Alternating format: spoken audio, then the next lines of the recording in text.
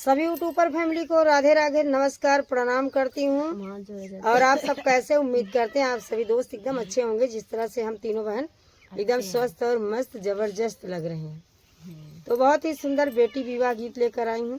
एक बेटी से बाबा अर्ज करते हैं तो बेटी क्या बताती हैं, आप लोग गीत के माध्यम से सुनिए। मचियही बैठी है बेटी तऊ बाबा यार जय करई, बाबा यार जय करई हो। बेटी लिपि डाऊ आजू चाऊ पैया धानुष राजा दशरथ हो। बेटी लिपि आजू चाऊ पैया तो वहीं राजा दशरथ हो। बेटी लिपि डायू आजू चाऊ पैया तो वहीं राजा दशरथ हो। इतना बचन सुनाई बेटी तऊ बाबा से अर्ज करई, बाबा से अर्ज करई हो। बाबा लिपि डाए तोरी चाऊ पैया तो वहीं राजा दशरथ हो।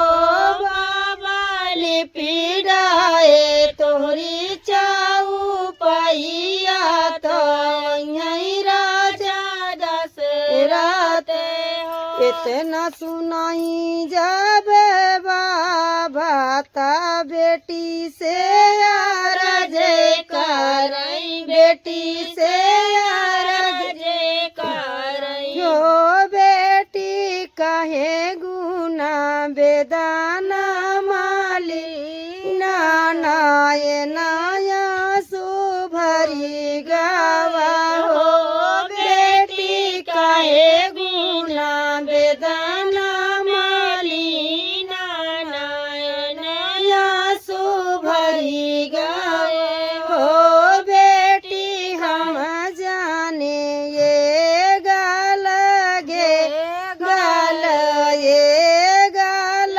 गे गाल हो। बेटी तू तवाहु चतुरी साया नीनाया नाया सुभरी गावा हो।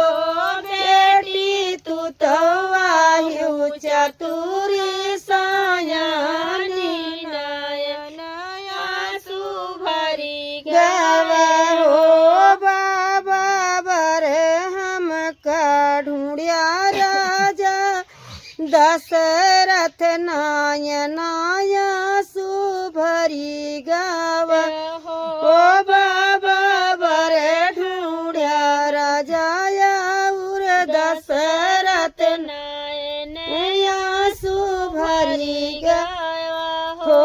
बाबा राम लक्ष्मण दुई नौ भाई या फिर आई मारा मारा नायन सुभरी गावा हो।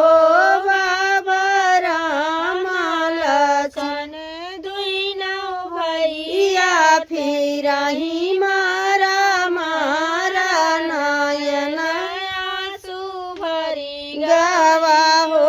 बाबा बना बना उड़ाई बाहेलिया नाया नाया सुभरी गावा हो।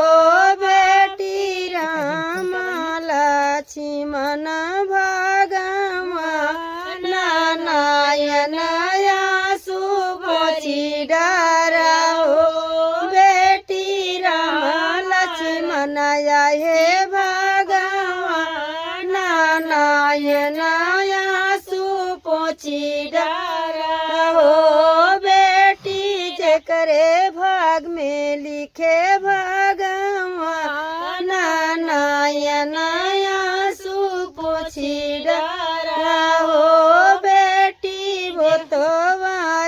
श्री भगवान नयन आंसू पोछी डारा हो। तो दोस्तों ये विवाह गीत बहुत छोटा सा था और भक्ति विवाह गीत था। आप सबको कैसा लगा कमेंट में जरूर बताइएगा। राधे।